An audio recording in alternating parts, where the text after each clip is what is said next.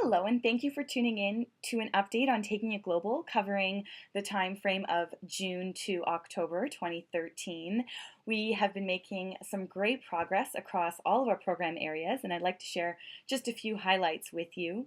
In our digital youth engagement programs, we have been running several cycles of our Culture Connect, and it's a program that was launched with support from BMW Group and the United Nations Alliance of Civilizations as part of our Intercultural Innovation Award. Clusters of 8 have gotten together to share images representing their lives, and we've been learning so much. We've also created an interface for people to upload photos through their smartphone.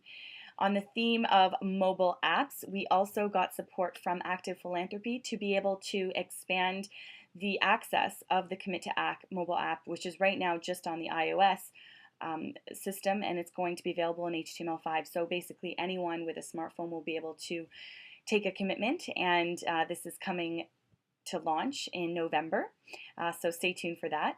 Also, we received support from the Canadian government, Canadian Heritage, to develop a mobile app that will encourage young Canadians to visit cultural, natural, and historical sites of significance, and this is also part of the 150th anniversary that's coming in 2017. We've also been working a lot with our Adobe Youth Voices program, expanding opportunities for the exhibition of artwork. Next week, our team member is actually going to be featuring artwork at the UNESCO Youth Forum, and this is taking place in Paris. Just this past weekend, we had an exhibit in Sri Lanka at the World Summit Youth Award, and in August, we had an exhibit at the United Nations Youth Assembly, as well as the World Youth Assembly in Edmonton. So these great opportunities for visibility of artwork. And we partnered with Global Dignity Day and created a collection of images all reflecting this concept of dignity. 70 received from over 30 countries, and they were exhibited as part of a national video conference.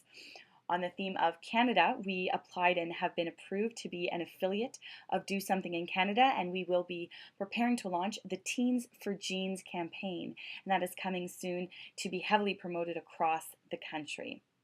In our global education programs, we applied and were successful in receiving a grant from HP Catalyst Academy to develop 2 mini courses.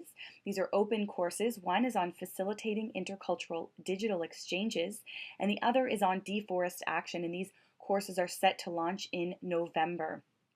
They will be available for 3 cycles, and the intercultural course will be available in English as well as French, Spanish, and Arabic. So we're excited to be able to launch those courses and reach more educators from around the world.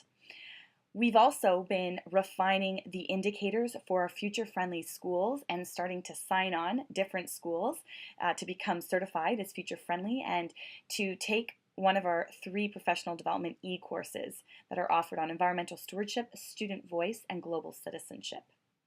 In our social innovation programming, we've been working actively to incorporate new featured topics as part of our Innovate for Good online community.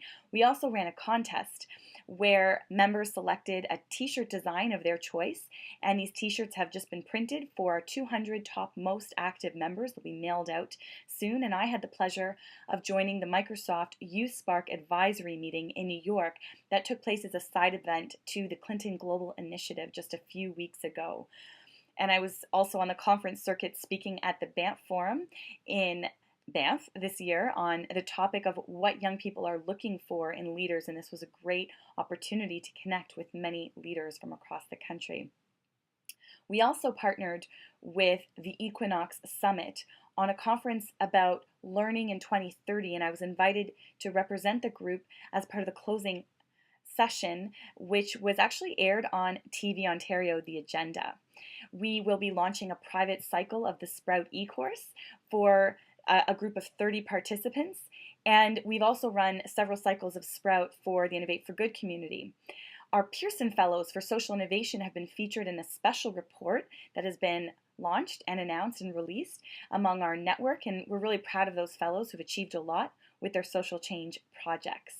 We're looking for new opportunities to expand all of our different program areas and to look at different ways where we can partner with companies, with foundations, with other nonprofits to be able to leverage the power of our platform.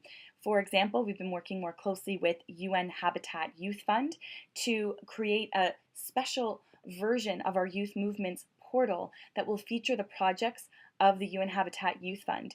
And we've also been customizing our initiatives platform in partnership with Engineers Without Borders.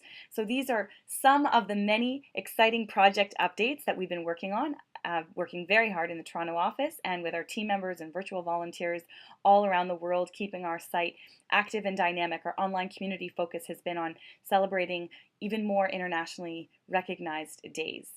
Thanks for tuning in, and look forward to seeing you next time.